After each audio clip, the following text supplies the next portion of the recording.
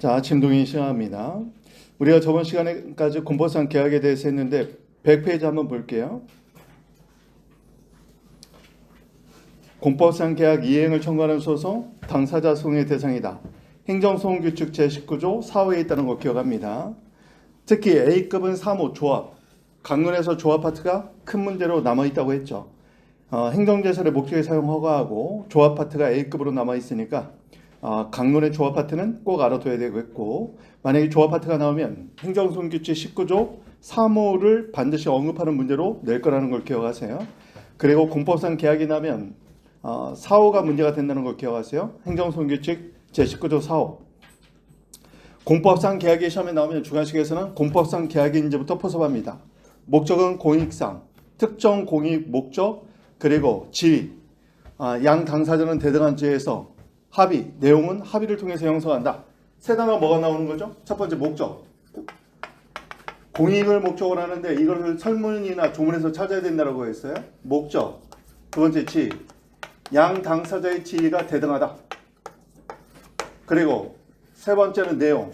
그 내용은 합의를 통해서 형성한다. 자, 처분과 다른 건 뭐냐면 공익이라는 건 똑같지만 처분은 행정처의 우월적 지위를 가지고 있고 내용은 일방적으로 결정하죠. 그래서 처분과 구분된다는 거. 그래서 공법상 계약인지를 먼저 검토하시고, 공법상 계약 해지에서 최근에 뜨고 있는 게 해지의 처분성, 세 번째는 불복 방법이죠. 이 불복 방법과 관련해서 지금 얘기했던 행정소송규칙 19조 행정소송규칙이에요. 소송법이 아니라. 4호를 꼭 언급해 줘야 되겠다. 자, 공익을 목적으로 하기 때문에 보통 보면은요, 설문이나 아니면 참조조문에 있을 거란 말이죠. 해지의 처분성은 두 단어를 기억하라고 했죠, 어제. 뭐예요? 해지의 근거와 효력이 법령에, 대부분 법률에 줄 겁니다. 법률에 근거가 있는지 여부.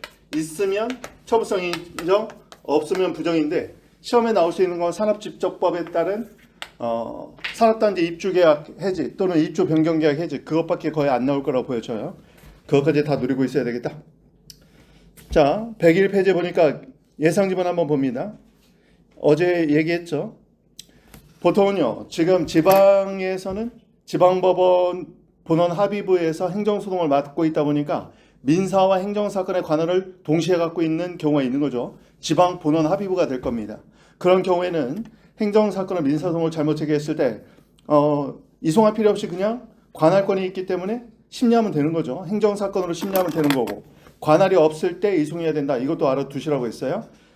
이런 것들은 이제 기록에도 도움이 될 수 있으니까 알아둬야 될 지문이겠고, 기출주문에서 당사자 소송은 이행소송 형태도 있고 확인소송 형태도 있다. 확인소송은 허용되지 않는다. 그러면 틀리는 거죠. 확인 형태의 당사자 소송도 있고, 특히 확인소송 형태의 당사자 소송일 때는 줄 빼고 보충성. 보충성이 필요하다고 했어요. 확인에게 보충성이 필요하다. 항고소송과 달리. 자, 알아두십니다. 뭐 나머지 지문은 다 똑같은 내용이에요. 넘어갑니다. 자, 양말 규정에 관련된 내용들도 있는데 102페이지에 예상지문 1번부터 볼게요. 양말 규정의 취지에 따르면, 이건 뭐 민사에서도 많이 나오죠. 법인이 책임을 지는 것은 고용인 또는 대표자의 처벌에 종속된다, 안 된다? 안 된다고 했어요. 처벌에 종속되는 것이 아니라 관리 감독 의무 위반이기 때문에 자신의 독자적 책임으로 봐야 되는 거예요. 그 밑에 액션 키워드, 법인의 직접 책임이기 때문이다. 이 말은 뭐냐면 고용인, 고용되어 있는 피고용인이나 대표자의 처벌에 종속되는 것이 아니라 관리 감독 의무 위반으로서 자신의 책임이라는 거죠. 그래서 2번 대표자의 처벌을 전제 조건을 하지 않는다. 이거 어제 여기까지 했죠. 자, 넘어가서 103페이지입니다. 이거는 주관식하고 상관없죠. 경찰서장이나 관세서장이 하는 통고처분은 처분이 아니다. 일단 그거부터 알아두세요. 통고처분은 처분이 아니다. 왜요? 별도의 불복 절차로서 정시 형사재판으로 넘어갈 수 있죠. 그리고 통고처분이 있을 때는 기출지문을 먼저 볼까요? 관련 판례부터 먼저 봅니다. 경찰서장의 통고처분이 있으면요, 범칙금 납부 기간까지 보통 통고처분은 범칙금으로 나가죠. 범칙금 납부 기간까지 세 번째 줄 이미 취소할 수 없어요. 그러면 범칙금 납부 기간까지 어떻게 해야 되느냐? 기다려줘야 돼요. 그래서 기출주문 1번 봅니다. 통고 처분을 했을 때 두 번째 줄 범칙금 납부 기간까지 그 옆에 직결 심판 청구할 수 없고 공소 제기도 할 수 없다. 자, 통고 처분이 있으면 범칙금 납부 기간까지 기다려줘야 된다. 알아두십니다. 2번은 방금 얘기했던 통고 처분, 행정 처분이 아니다. 자, 행정 처분이 아닌 거 이거 말고 뭐뭐 있죠? 첫 번째, 통고 처분이 지금 나왔는데 이거는 주관식으로 나오기엔 조금 힘들어 보이고, 두 번째는요, 이거는 A급이죠. 농지법상 이행강제금. 이건 무조건 알고 있어야죠. 이거는 사례로도 나왔어요. 작년인가에 5급 공채 사례로도 나왔어요. 타시험 기출도 꼭 알아둬야 돼요. 근데 되게 웃긴 거 뭐냐면 이거는요, 우리 시험에서 객관식으로 먼저 나오고 그 다음에 다 시험 주관식으로 넘어갔단 말이야. 이거는 농지법상 이행강제금은 비송사건 절차법이 준용돼요. 비송사건 절차법이 준용돼서 과태료 재판에 준해서 합니다. 지금 세 번째가 나왔네요. 과태료. 과태료도 비송사건 절차법에 따라서 과태료 재판을 열죠. 그리고 시험은 얘가 이제 케이스 주관식으로 나올 수 있다는 거예요. 이미 나왔고 5급에 기출이 됐어요. 최근 작년인가에. 작년인지 올해인지 헷갈리네. 그리고 작년일 거예요. 그리고 네 번째는 뭐냐면 이거는 우리 객관식에만 나왔죠. 검사의 공소제기. 자, 이건 뭐 형사 재판에서 다투면 되잖아요. 이 네 가지의 공통점은 뭐냐? 별도의 불복 절차가 있을 때. 별도의 불복 절차가 있으면 따라서 얘가 원인이 돼서 별도의 불복 절차가 있으니까 항고소송을 제기할 수 없죠. 항고소송을 제기할 수 없으니까 항고소송의 대상이 아니죠. 항고소송의 대상이 아니니까 처분이 아니다. 이런 논리를 취하고 있단 말이에요, 지금. 그래서 인과관계의 논리성을 정확하게 좀 잡아주세요. 그 논리성이 법리가 되는 거야, 머릿속에서. 통고처분의 처분이 아니다. 그 정도 보시고 넘어갑니다. 자, 기출지문 104페이지. 이건 형사하고 똑같다고 보시면 돼요. 법령이 개정돼서 유리하게 변경됐으면 유리한 신법을 적용한다 이 말이죠. 과태료도요. 재판 시에 부과 대상이 아니게 됐다면 재판 시 법률을 적용해야 된다. 유리한 신법을 적용할 수 있다는 거 기억하십니다. 내려가서 104번 봅니다. 행정상 제재처분은 세 단어만 기억하면 돼요. 제재처분은요. 두 번째 줄 현실적 행위자가 아니라 법령상 책임자에게도 부과될 수 있어요. 현실적 행위자가 아니더라도 법령상 책임자에게도 부과될 수 있다. 이거 양벌 정도 생각해 보면 되겠네요. 그리고 현실적 행위자가 아니더라도 우리 객관식에 한번 나왔던 이거 한번 기억해 볼까요? 어제 핵지총 강의하면서 했던 건데 여기 보세요. 양도인이 있고 양수인이 있어요. 양도 양수 계약을 체결했습니다. 영업양도를 했어요. 계약을 체결했는데 아직 지휘승계 신고 수리가 없어요. 지휘승계 신고를 하지 않아서 수리가 없어요. 그럼 여전히 법적 책임자는 양도인이란 말이죠. 그런데 이 양도인이요, 영업양도 계약을 체결하고 나서 지휘승계 신고가 수리되기 전에 양도인에게 사실상 영업을 맡겨줬어요. 근데 얘가 위반 행위를 한 거죠. 자, 행위자는 양수인입니다. 이때 누가 책임을 지느냐? 법령상 책임자는 여전히 누구예요? 얘죠. 그래서 얘가 책임을 진다. 이게 지금 이 지문하고 딱 들어맞는 내용이 되는 거예요.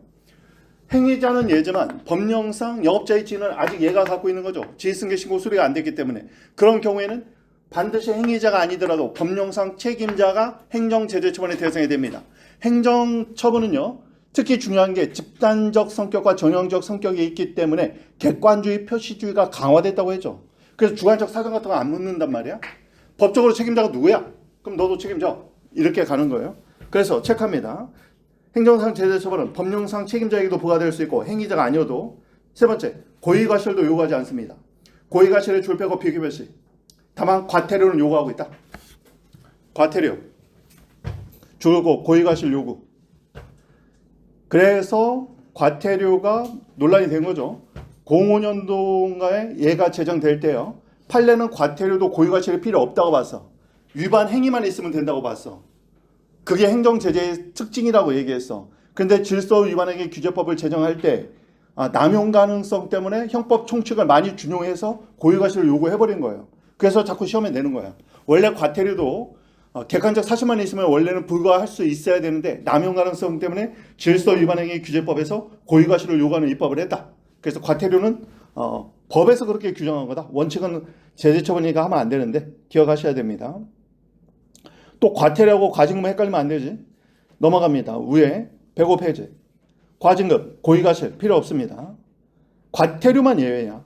나머지 행정제재처분은 주관적 사정 묻지 않아요.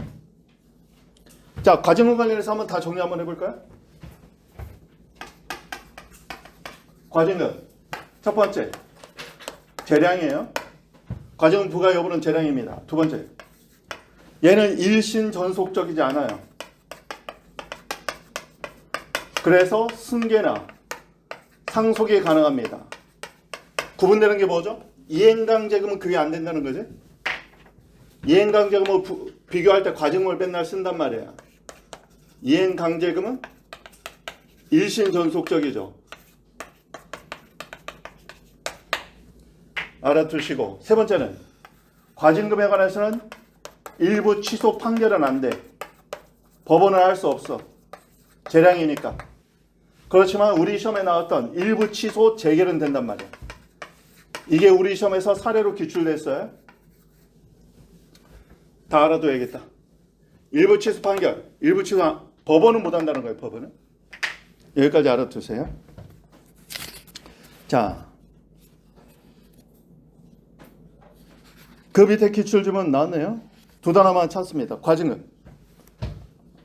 부과할 것인지, 액수는 얼마나 할지, 재량이다. 넘어갑니다.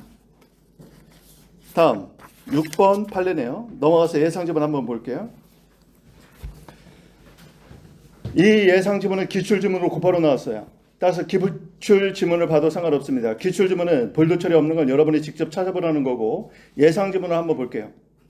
자, 여러 가지 위반행위에 대해서 일부만 인지해서 우선 과징금이 나왔단 말이죠. 그런데 과징금 부과 후에, 과징금 부과 이전에 다른 위반행위를 또 인지해서 별도로 과징금 부과를 합니다. 형평성 원칙에 따라서 얘네들은 일괄적으로 양정을 해줘야 돼요. 일괄적으로 양정을 해야 된다. 기출주문 네 번째 줄 보세요. 일괄하여 하나의 과징금 부가처분하는 경우에 형평성을 고려해야 된다는 겁니다. 이거 꼭 기억하셔야 되겠죠? 강의 시간에 여러 번 얘기했었어요. 여기 보세요. 여러 위반 행위를 적발해가지고, 근데 만약에 상한이 만약에 과징금 1,000만 원이야. A, B, C, D를 인지해서 다 합산해 보니까 나중에 보니까 뭐 상산적 경합 이런 거 다 짜서 보니까 상한이 1,000만 원은 넘을 수 없어.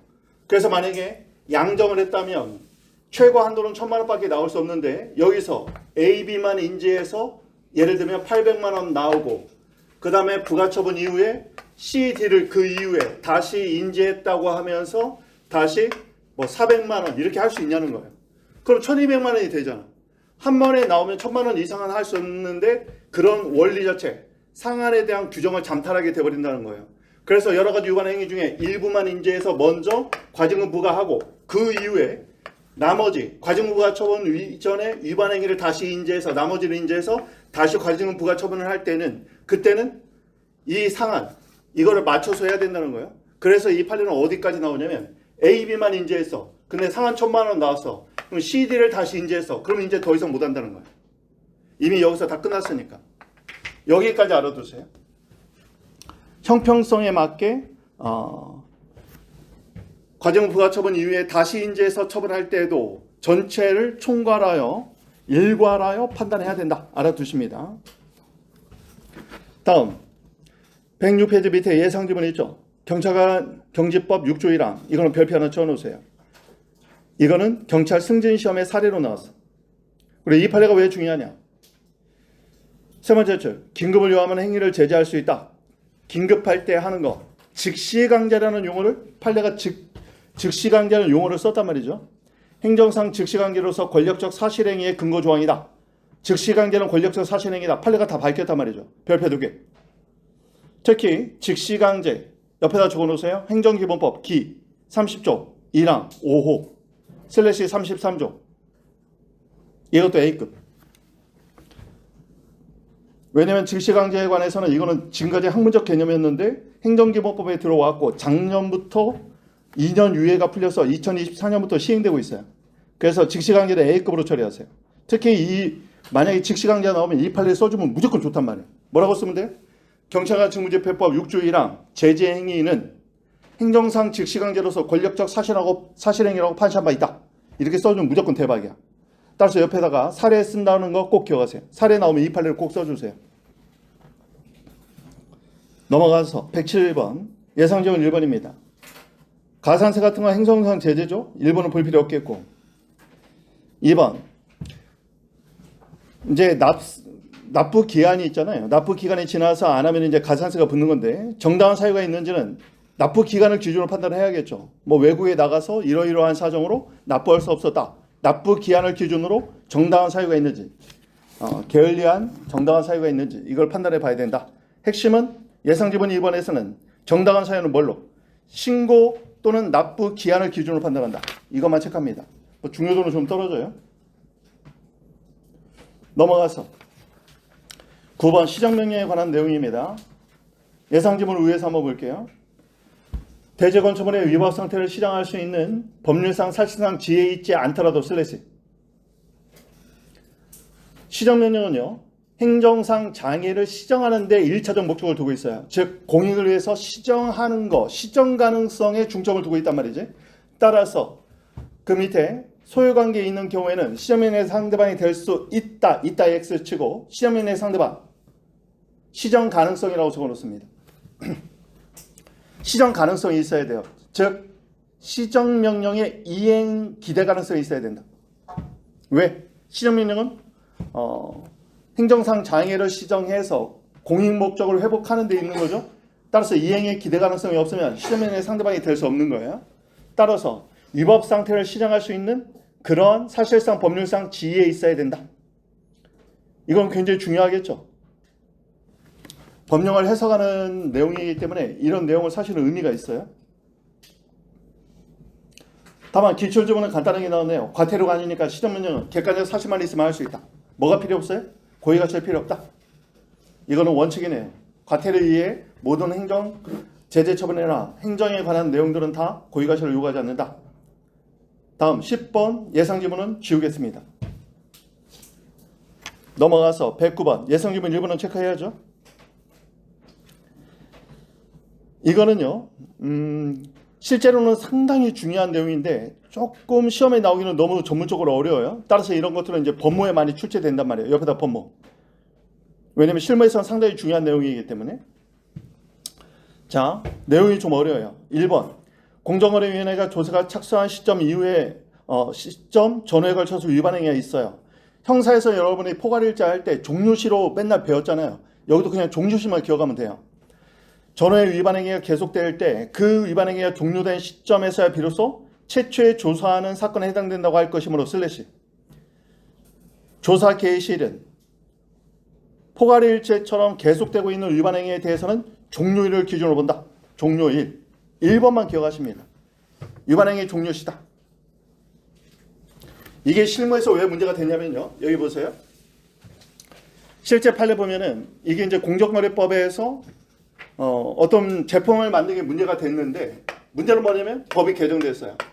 법이 개정돼서 국법이 있고 신법이 있었는데 공정거래법 국법에 따르면 위반 행위로부터 5년을 시한으로 5년의 제척기간이 있었단 말이죠. 그런데 신법에서는 이걸 이제 7년으로 늘렸어요. 그런데 문제는 뭐냐? 위반 행위가 있어가지고 그 제품에 대한 조사가 개시가 됐는데 조사 개시 전후에 걸쳐 있었단 말이죠. 그랬더니 상대방 공정거래위원회를 담당하는 로펌에서는 이렇게 주장이 나온 거죠. 야, 조사 개시 전후에 법이 이제 한 이쯤에서 개정이 됐는데 조사 개시했을 때, 야, 조사 개시 시점으로 봤을 때는 국법이 적용돼야 되나? 그러면 위반 행위로부터 보니까 5년 지났으니까 제척기간 도가 된 거야 라고 얘기했는데 판례는 이 조사 개시와 관련해서 이 국법이 적용되면서 부칙에 뭐라고 되어 있었냐면 최초의 조사 개시를 하는 사건부터 적용된다고 얘기했어요. 그런데 최초의 조사를 시작하는 게 언제냐? 개시시냐? 아니면 위반행위 종료시냐? 종료시로 봤어요. 그래서 신법이 적용된다고 본 사안이었어. 7년으로 따지니까 제척기간 도가 안 됐다 이렇게 나온 거란 말이죠. 이 판례는 중요한 판례예요. 왜냐하면 원심은 여기에 손을 들어줘서 원심이 파기된 사건입니다. 그래서 예상조원 발의 위에 보면은 파기환송이 있죠. 우리가 전압 판결, 파기환송 사건이 중요한 판례니까 얘는 파기환송된 사안입니다. 자, 위반행위 종료일. 조사 착수 전후에 위반행위가 있다면 위반행위 종료시가 최초의 조사일로 봐야 된다 이런 내용이에요. 굉장히 의미가 있는 판례긴 한데 좀 어렵긴 해서 1번만 포괄일자 관련해서는 위반행위 종료시다 딱 이렇게만 머릿속에 각인시켜 놓으세요. 사례로 나올 수는 없어요. 이런 건 어려워서. 넘어갑니다. 111번. 자, 101번 예상 지문을 우리가 여러 번 했어요. 보안 요구는 형식적 요건의 형식적 기재사항의 하나고 실체적 요건에 관해서는 보안 기회를 부여할 의무는 없다. 다만 단순 착오나 일시적 사정일 때만 예외가 인정된다. 자, 3번은 얘는 별표 쳐야 되겠죠? 얘는 별표를 쳐야 됩니다. 얘는요. 우리 시험에서 사례형 객관식으로 나오고 나서 그리고 나서 입법고시에서 기출됐어요. 사례로. 그래서 알아둬야 됩니다. 근데 입시 기출 문제는 조금 수준이 떨어지게 나오긴 했는데 입시 기출 문제도 제가 모의고사에 반영하겠습니다. 이번 이순환 때. 자, 시험에 나올 수 있는 지문은 다 113에 있습니다. 113. 거기 입시 문제도 적어놨네요. 올해 입시 문제는 올해 입시. 5월달 시험 본 거래요. 이거 모의고사에서 낼 테니까 한번 써보려고 노력해야 돼요. 113번 봅니다. 기출지문. 우리 변호사 시험에서 기출되고 다음에 입시의 사례로 나와버렸네. 여러분 꼭 기억하세요. 우리 시험 객관식으로 판례가 사례형 객관식 같은 게 나오고 지금 여기 보니까 2023년 우리 사례형 객관식으로 나왔는데 그것이 다음에 2024년 5월에 입시 기출로 나왔잖아요. 근데 또 웃긴 거 뭐냐면 입시나 행시나 다른 시험 기출 사례를 압축해서 또 사례형 객관식으로 만들어. 그러니까 서로 이렇게 호환되고 있어요. 자, 기출지문 1번 봅니다. 일단 조문 알아둬야 돼요. 조문 절차법 20조. 절 20 이렇게 적어놓으면 되죠. 처분 기준의 설정 공표입니다. 기출지문 1번에서는 키워드는 변경. 처분 기준을 다시 변경하면 다시 공표해야 됩니다. 이건 별로 중요한 질문은 아니에요. 두 번째. 처분 기준의 설정 공표에 이루어지면 이 처분 기준은요. 구체적 위임을 받았다는 특별한 사직이 없는 한 행정규칙이다. 행정규칙에 포인트를 잡아놓습니다. 법령에 구체적 위임을 받았다는 특별한 사정이 없는 한 대적 구속력이 없는 행정규칙이에요. 대적 구속력이 없는 행정규칙이면 뭐죠? 줄 빼고 재판규범 X. 재판규범이 아니에요. 재판규범이 아니라는 말은 뭡니까? 줄 긋고 위법 기준이 아니라는 거죠. 위법 판단의 기준이 아니라는 거예요. 그 정도 알아두면 되겠고 따라서 처분 기준의 설정 공표와 관련해서는 사전 공표 의무를 위반했다고 위법 사유가 되지 않는다. 그게 4번입니다. 사전 공표 의무 위반. 제일 끝에 보니까 무효 사유. 취소 사유도 아니에요. 사전 공표 의무 위반은 위법 사유는 아니다. 왜? 사전 공표했더라도 재판규범성, 즉 위법 판단의 기준은 안 된다고 했잖아요. 사전 공표 의무를 이행했더라도 아니란 말이야. 다음 5번은 넘어갑니다. 20조 2항 예외 공공의 안전을 위한 예외가 인정되면 계략적으로만 공포할 수도 있어요. 다음 6번입니다. 합리적 기준에 의한 공정한 심사를 받아 그 기준에 부합되면 특별한 사정이 없는 한 갱신의 체크. 중국 여행 전담 자격을 받은 자인데요. 허가 갱신 제도의 취지에 비추어서 내려가서 갱신 신청을 한 자는 갱신 여부에 대해서 합리적 기준에 의한 공정한 심사를 요구할 권리가 있다. 옆에다 줄 빼고 법조신. 신청권이 있기 때문에 거부는 처분이 된다는 것도 기억합니다. 자, 그 정도 보시고요. 기출주문에는 제대로 나오지 않지만 그 기출주문 바로 위에 밑줄 3개 있잖아요.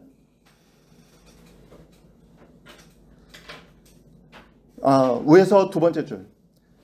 이미 갱신을 신청했는데 심사 대상 기간이 이미 경과했거나 또는 상당 부분 경과 시점에서 갱신의 중요한 기준을 변경해서 거부가 나온 사안이었어요. 사안에서는 이거는 허용되지 않는다. 알아두십니다. 중대한 공익상 필요가 있다는 특별한 사정이 없는 한 허용되지 않는다. 판례 키워드 기억하세요. 중대한 공익상 필요, 특별한 사정이 없는 한 허용되지 않는다. 뭐가요? 이미 갱신 신청했는데 심사기간이 상당히 지났는데 갱신의 기준을 확 바꿔버렸어. 중대하게 변경했어. 그래서 거부가 나왔어. 이거는 허용되지 않는다. 법적 안정성과 신뢰보호에 반한다고 봐야겠죠. 법적 안정성과 신뢰보호에 반한다고 봐야 될 겁니다.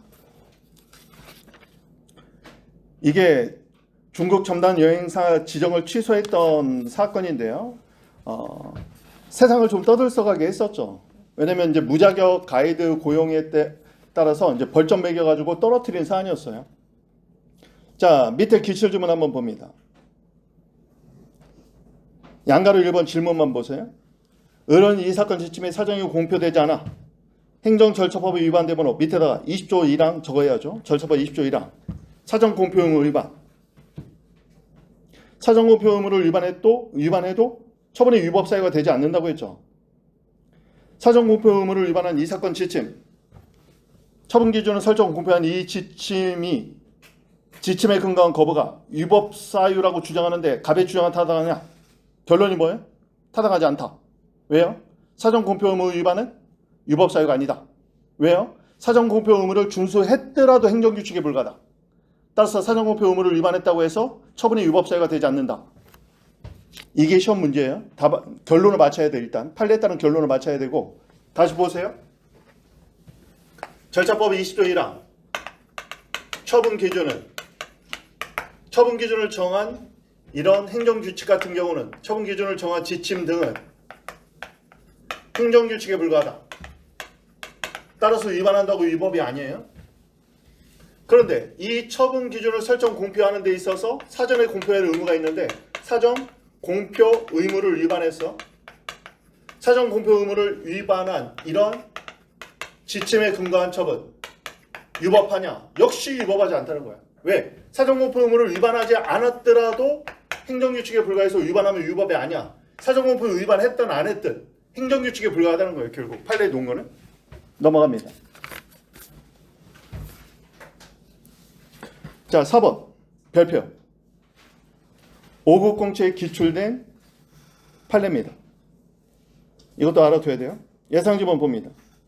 시행령까지는 알 필요 없어요. 그 옆에 법원의 재판 준사법 절차를 거치는 행정기관의 결정에 대하여서 처분의 전제가 되는 객관적 사실이 증명되어 처분에 따른 이의 청취가 불필요하고 인정되는 경우 법원의 재판 등에 따라 처분의 전제가 되는 사실이 객관적으로 증명되면 반드시 일정한 처분을 해야 하는 경우 슬래시 한번 끊어줍니다. 말이 뭐 엄청 어렵죠. 간단하게 보면 이런 말이에요. 처분이 있어. 처분의 전제 사실이 있어. 예를 들면 뇌물을 제공하면 입찰 참가 자격을 취소한다. 뭐 이런 식으로. 근데 처분의 전제 사실이 밝혀지면 반드시 일정한 처분을 해야 되는 사항. 그런데 이 처분의 전제 사실이 법원의 확정 판결, 법원의 재판으로 객관적으로 확인돼 버린 거예요. 자, 여기 봅니다. 법원의 재판으로 처분의 전제 사실이 객관적으로 확인됐을 때 반드시 일정한 처분을 해야 한다면 상대방을 보호하기 위한 이견 청취 절차를 거칠 필요가 없다는 게 지금 조문이란 말이에요. 그런데 우리 판례는 국민의 절차권 보호를 위해서 얘를 지금 한정 해석을 해줬단 말이에요. 어떻게 한정 해석을 했냐면 법원의 재판으로 처분의 전제 사실이 객관적으로 확인돼서 반드시 일정한 처분을 해야 되는 경우 의견 청취가 불필요한 경우란 의견 청취를 해봤자 이 처분을 할지 말지 처분 여부 또는 의견 청취해봤자 처분의 수위를 결정하는 거 처분을 심하게 할지 6개월 영업정지 할지 1개월 할지 처분의 수위를 결정하는데 아무런 영향이 없을 때 그때만 의견 청취 절차가 배제되는 걸 봐야 된다는 겁니다. 근데 만약에 법원의 재판으로 처벌의 전제 사실 일부만 증명됐다면 의견 청취에 따라서 처분의 수위가 바뀔 수 있겠죠. 그럴 때는 절차 배제되지 않는다는 거예요. 지금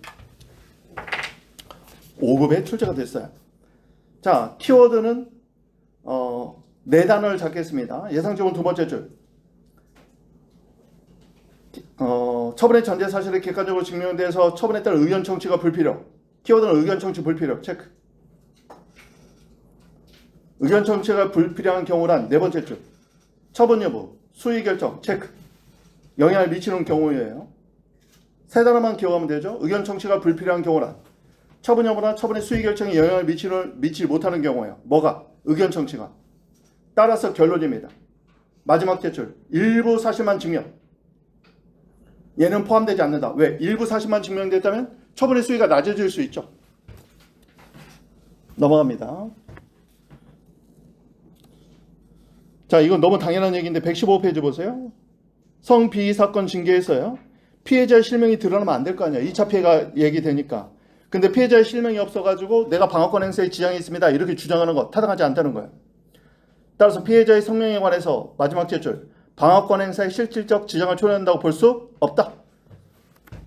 피해자의 실명까지 다 드러내면 2차 피해가 일어날 수 있다는 얘기죠. 자, 절차 파트가 상당히 어려운 내용이 많네요. 넘어가서